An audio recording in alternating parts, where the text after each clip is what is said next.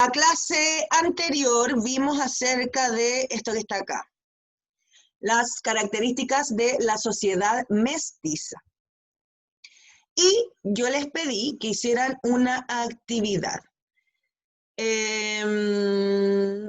Escríbanme por el chat para saber quién realizó la actividad. Si no la hicieron, póngame no, tía, no la hice. ¿Ya? No hay problema. Pero lo que tenían que hacer era un listado, era facilito, un listado con elementos que representen el sincretismo cultural colonial y que se mantengan, se mantengan hasta hoy. Ya, chiquillos, voy a escribir entonces acá quién realizó la tarea y ustedes me escriben y me responden. ¿Quién realizó la tarea? Escríbame, si usted la hizo, no la hice, tía, ok. Si como la Nati escribió, no la hice, ya, necesito que los demás me respondan también para después de acordarme. Dime lo que encontraste, ¿cuáles son los elementos que encontraste tú de la tarea de esa tarea? Ah, el charquicán. ¡El charquicán! Muy bien. El charquicán efectivamente es una comida, chiquillos, que tiene como elemento central el tema del sincretismo cultural, porque es una mezcla entre la cultura europea como también la cultura indígena latinoamericana o la cultura indígena, en este caso, chilena. Muy bien, excelente. ¿Tienes alguna otra cosa más, Jimé? La fiesta de la Candelaria. La fiesta, perdón, de... La Candelaria. Esa ¿Cuál es la fiesta de la Candelaria? No recuerdo cuál es esa fiesta.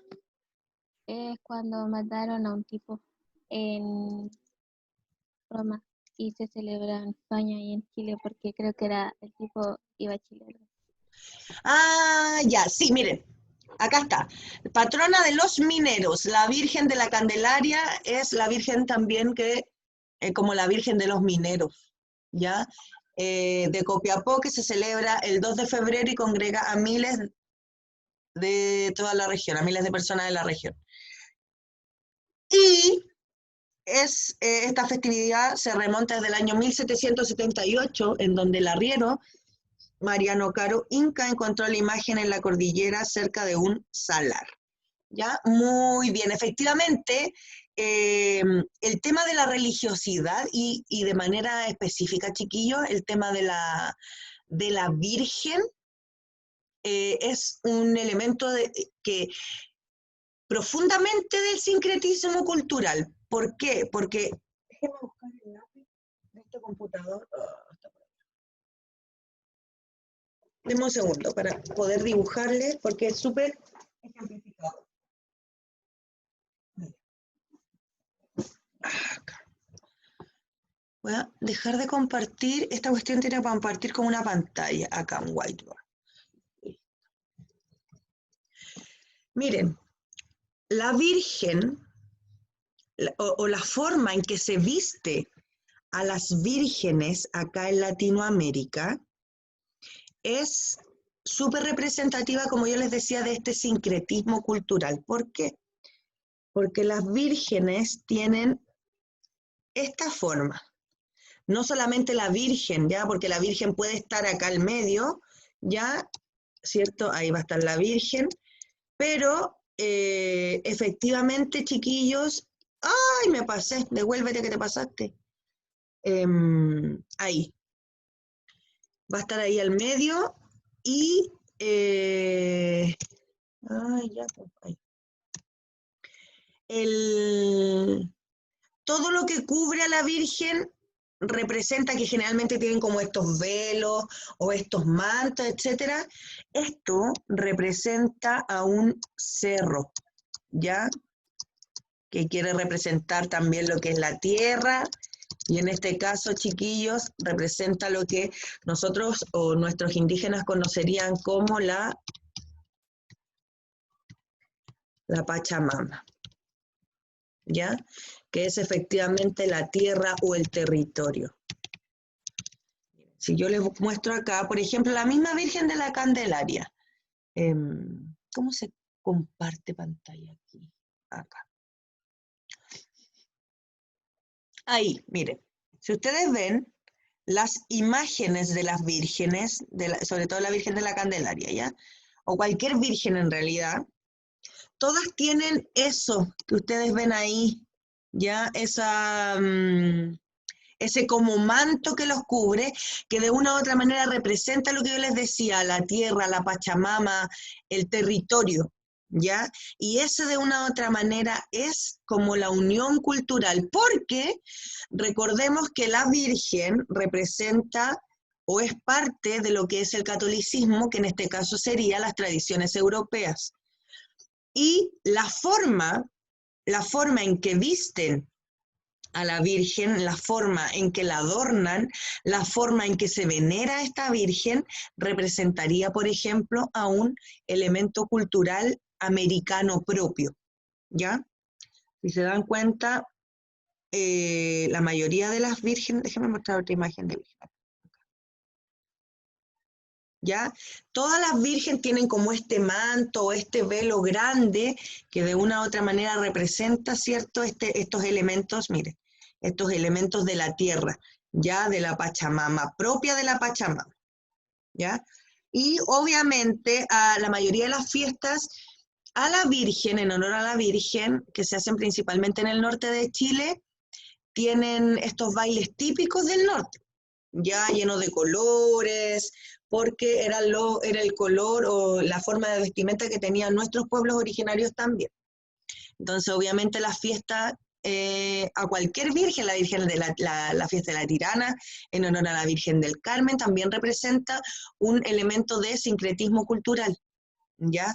La comida, ahí está súper presente, muchas veces, lo que yo les contaba en la clase anterior, muchas veces nosotros creemos que tenemos como comidas típicas, propias de Chile, pero que en realidad, si nos vamos un poquito más atrás, no son tan así. O sea, son efectivamente elementos de este sincretismo cultural, de la unión de estas dos culturas, como por ejemplo el charquicán, como por ejemplo la cazuela, ya que efectivamente en un solo plato tenemos elementos propios desde Europa, como también elementos propios de nuestros pueblos latinos, nuestros pueblos indígenas, ¿cierto? Nuestros pueblos originarios. Ya, chiquillos. Vamos a comenzar entonces la clase de hoy y les voy a pedir que por favor saquen su cuadernito y para que puedan ir escribiendo. ¿Ya? Acá está la clase de hoy. Y el objetivo de la clase de hoy, chiquillos, es que ustedes van a conocer las formas de trabajo. Van a conocer las formas de trabajo durante el periodo colonial. ¡Oh, se me borra eso! ¿Ya? Las formas de trabajo durante el periodo colonial. ¿Ya? Entonces, la idea es que ustedes vayan escribiendo esto en su cuaderno para que les quede registrado. ¿Ya? No importa si se quedan atrasados, yo voy a tratar como de dejarlo el máximo de tiempo posible, porque recuerden que tenemos tiempo acotado para hacer la clase, ¿ya? La idea no es aburrirlos tampoco, y después yo les puedo mandar el material o el video de la clase para que así no se queden atrasados, porque eso sí, chiquillos, es súper importante que lo registren en su cuaderno. Si no lo alcanzan a hacer ahora en la clase, yo después les voy a mandar las imágenes y ¿cómo se llama? Y la grabación de la clase, pero siempre, por favor, vayan registrando todo en su cuaderno. Entonces, vamos a conocer cuáles eran las formas del trabajo durante este periodo colonial. ¿Cuáles eran los sistemas de trabajo o qué era principalmente en un primer lugar los sistemas de trabajo? Para aprovechar la obra de mano aborigen, o sea, de las personas que vivían acá, de nuestros indígenas, los conquistadores lo que hacen es idear una serie de métodos para organizar el trabajo similares a los que se utilizaban en Europa durante el feudalismo, ¿Ya? ¿Se acuerdan que durante el feudalismo había un señor feudal que era dueño de un territorio y cada una de las personas que vivía en ese lugar tenía que trabajar para ese señor feudal y ese señor feudal se encargaba de darle alimentación, vivienda y seguridad? Aquí se comienza a utilizar algo más o menos parecido. En estos sistemas de trabajo fueron tres principalmente, ¿ya? Los que se utilizaron acá. La encomienda, hay otro que se llama el repartimento y hay un tercero que se llama la esclavitud, que quizás es el que nosotros más conocemos, ¿ya? El primero que vamos a ver, chiquillos, es la encomienda. Y la encomienda como sistema de trabajo consiste en que la corona asigna una cantidad de aborígenes, una cantidad de personas, de indígenas de nuestros pueblos originarios, y se lo entrega a un español que vivía acá en América, por supuesto, ¿ya? Y se lo entrega de una u otra manera tratando de recompensarlo por algún trabajo, ¿cierto? O por algún servicio prestado a la corona española. Tras esto, el encomendero, o sea, la persona que le entregaban estos súbditos y estas personas para que trabajaran para él, esa persona, el encomendero, se hacía responsable de los nativos. Era muy parecido a lo que pasaba en la Edad Media con el señor feudal. Entonces, tenemos acá que el encomendero era, de una u otra manera, lo vamos a tirar para el lado, si lo tuviéramos que comparar con la época de la Edad Media, él sería el señor...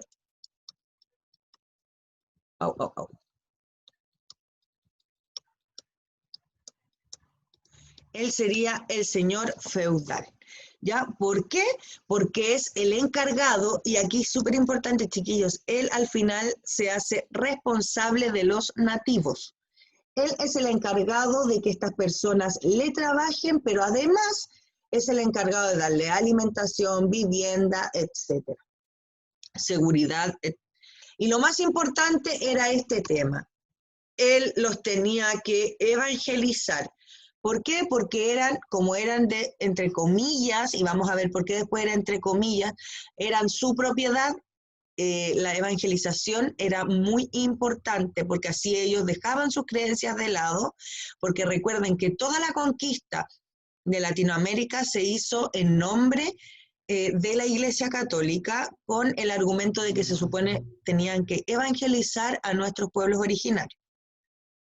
Y obviamente era también el encomendero el que recibía todos los beneficios del trabajo. O sea, si a mí la corona española me entregaba, por ejemplo, 10 indígenas para que trabajaran para mí, yo era la encargada y la responsable de estos nativos, de estos indígenas. Tenía que evangelizarlos, alimentarlos, entregarles vivienda, seguridad, etcétera. Pero todo lo que ellos hicieran en el trabajo de la tierra, por ejemplo, iba a ir en beneficio mío. ¿Ya?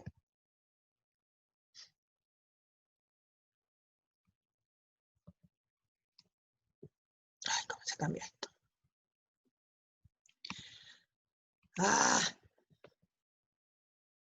Ahí.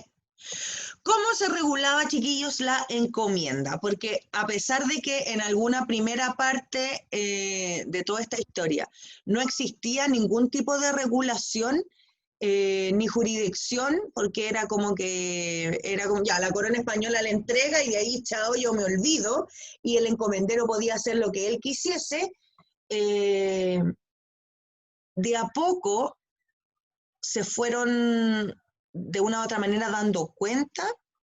Y en esto contribuyeron muchísimos chiquillos, los sacerdotes jesuitas contribuyeron muchísimo en darse cuenta de que los indígenas también eran personas y por el solo hecho de ser personas merecían el mismo trato y el mismo respeto que cualquier otro, que cualquier europeo, que cualquier asiático, cualquier persona tenía los mismos derechos. Entonces, durante los primeros años de la encomienda no existía ningún tipo de regulación ni jurisdicción que garantizase los derechos que tenían los aborígenes, por el cual estos lamentablemente eran muy explotados. Pero con las leyes de Burgos, que es una ley que se crea en el año 1512, y que ayuda a muchísimos sacerdotes, como les decía yo, jesuitas, y de forma específica el sacerdote Bartolomé de las Casas, que hace un libro, que escribe un libro y comenta efectivamente que los indígenas que vivían en este territorio eran personas y tenían alma igual que cualquier otro. Porque claro, tenemos que pensar que esto pasa en el 1492, chiquillos, cuando llega el europeo a América y se encuentra con una diversidad de personas que era súper complejo de entender, no porque eran personas de otro lugar, sino que hay que partir de la base que hablaban distinto, se vestían distinto, comían distinto, tenían una forma de ver la vida y de creencias totalmente distintas. Entonces, es como, por ejemplo, si hoy día nosotros viajáramos al espacio y nos encontráramos con extraterrestres, ¿ya? Si nosotros tenemos mayor capacidad de armamento, como lo tenían en este tiempo los españoles, nosotros someteríamos a los extraterrestres a algo que nos dé beneficio propio. Porque nosotros diríamos, pero si no son personas, ya son extraterrestres. Pero en este tiempo pasaba lo mismo. Los indígenas no son personas, son indios, son indígenas, son aborígenes que ocupan taparrabos, chiquillos, no como nosotros que nos vestimos, que tenemos arma, que creemos en un solo Dios, ellos creen en muchos dioses y tienen otras creencias. ¿Ya? Entonces los sometían a su forma de ver la vida y obviamente eso de una u otra manera los eximía de cualquier tipo de derecho. Pero en el año 1512 se establece una serie de pautas con respecto al uso de la encomienda y se hizo especial hincapié en el buen trato que debían tener los indígenas. Lamentablemente, como esto todo se realizaba, por ejemplo, en Europa, todas las leyes se hacían allá, no tenía mucho significado para la gente que vivía acá. Ya ellos seguían pensando que los indígenas no tenían alma, que no tenían derechos, que no merecían tampoco ser llamados como personas y no merecían tampoco el mismo trato. Así que lamentablemente los abusos continúan perpetuándose en el tiempo, o sea, se mantienen. El segundo sistema de trabajo que vamos a ver hoy día es el llamado repartimento. Y a la par de la encomienda era muy parecido. La única diferencia que había era que había como una rotación por temporada de los trabajadores nativos, ¿ya? O sea, primero trabajabas, por ejemplo, en la tierra y el otro grupo trabajaba en las labores del hogar. Y así se iban rotando para que hicieran distintos tipos de labores. Como lo nota acá como un poquito en la imagen, ¿ya? Hay algunos, cierto, que están, podríamos decir, no sé, cocinando, hay otros que están recogiendo, hay otros que están pescando, y como recogiendo materias primas, hay otros que están pescando, hay otros que están construyendo, allá podemos ver uno, o podríamos interpretar, ¿cierto? Que son algunos que están trabajando la tierra, etcétera. Entonces, habían varios roles dentro del trabajo que se realizaba y se iban rotando. Sí, mi amor, sí, después ve la clase por YouTube, no hay problema. Ya, gracias. De nada, mi amor. Y a diferencia de la encomienda, que la encomienda era de una u otra manera como para personas particulares, el repartimento también tenía que ver con trabajos públicos, ¿ya? O sea, para la ciudad. Realizaban obras públicas, el servicio de la administración, etcétera. Ya, o sea, no era esto que realizaban en el repartimento, no era solamente para una persona en particular, sino que también ellos realizaban, eran como empleados públicos, ya trabajaban como en ese momento para la administración del lugar, no para una casa, no para un particular. Y la diferencia también con la encomienda, aparte que tenían como que ir rotando como sus trabajos, había otra diferencia que en el repartimento ellos recibían un tipo de remuneración, un tipo entre comillas de sueldo, pero este era muy, muy bajito, ¿ya? Y se hace más que nada para que no se crea, entre comillas, de nuevo, no se crea que ellos son esclavos, ¿ya? Y por último, tenemos la esclavitud, que es efectivamente quizás lo que nosotros más conocemos como concepto, que es la apropiación de una persona, el venderlo como mercancía y comprarlo como una mercancía, en donde yo me apropio de la persona para que éste ejerza cualquier tipo de labor o trabajo. Ellos pierden la libertad porque ellos no son personas, sino que son mirados como una cosa y me pertenecen a mí o a la otra persona, ¿ya? Pero le pertenece a un alguien. La esclavitud fue el primero de los sistemas de trabajo en emplearse en América, lamentablemente. Pero afortunadamente, tras el reconocimiento de los nativos como súbditos de la corona y los escritos, como yo les decía, del Fray Bartolomé de las Casas, de este sacerdote, que impulsan la llamada Ley de Burgos en el año 1512, la esclavitud de los aborígenes queda abolida. Pero esta cuestión, chiquillos, cuando uno dice, en 1512 se abolió la esclavitud, sí, en papel, pero en la práctica sabemos que no es así. De hecho, existía mucho, o sea, existía que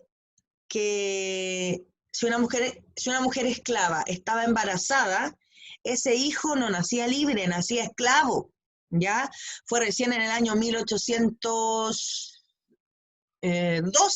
o 14, si es que no me equivoco por ahí, que se abole la esclavitud, que se da la libertad de vientre, que cualquier persona que era esclavo tenía un hijo, cualquier mujer que tuviese un hijo, pero esta mujer fuera esclava, ese hijo nacía libre, ya no tenía por qué ser esclavo.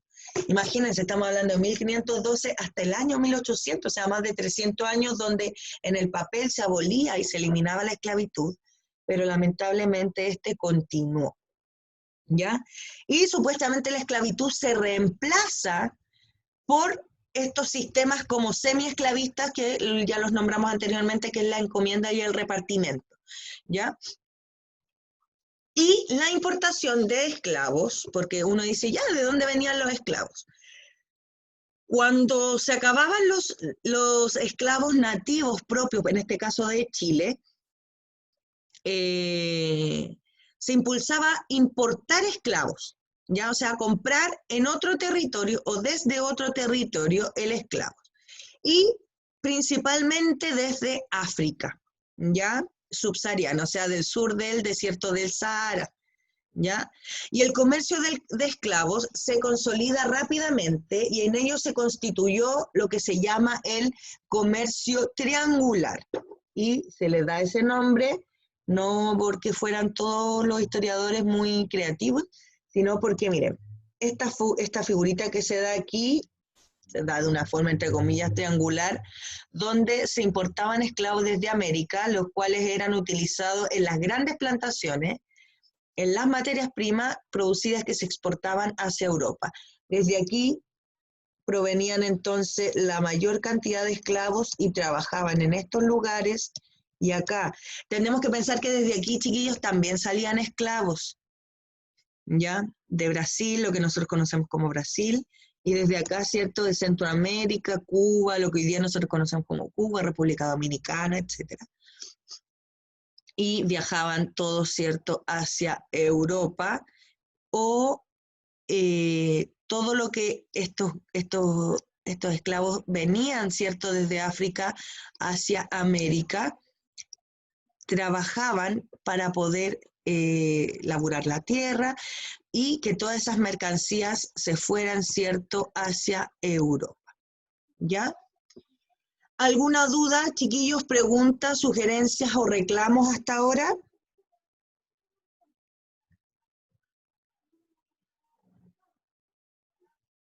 ¿No? Ya. Ahí David me dijo no. Ya, chiquillos, como tenemos todavía, solo la Jime hizo la tarea, yo voy a esperar que ustedes me envíen la tareita de la semana pasada, que se las voy a volver a proyectar. ¿Ya? La tarea, ¿dónde está? Acá. ¿Ya? Esa es la tarea que les dejé la semana pasada. Esta clase no va a haber tarea porque no hicieron la de la semana pasada. Pues no saco nada con seguir dándoles tareas si no la están haciendo. Y es súper importante, chiquillos, que me la envíen. ¿Ya? Esperemos un poquito. Acá. Entonces, esa es la actividad que ustedes me tienen que presentar. Les voy a dejar mi número de teléfono para que ustedes, chiquillos, para que ustedes me envíen su tarea a través del WhatsApp, ¿ya? Para poder así yo corregirla y poder efectivamente llevar el registro y tener la evidencia de que ustedes están haciendo las tareas. Ya, chiquillos, ¿alguna duda, pregunta, sugerencia, reclamo? ¿No? ¿Seguros? Ya, parece que no. Parece que no, parece que no. Ya, pues, chiquillos, esa sería entonces la clase de hoy. Agradezco su conexión y nos vemos la próxima semana. Ya, chiquillos, un abrazo grande, un beso y muchas, muchas gracias. Nos vemos. Pórtense bien. Bye, bye.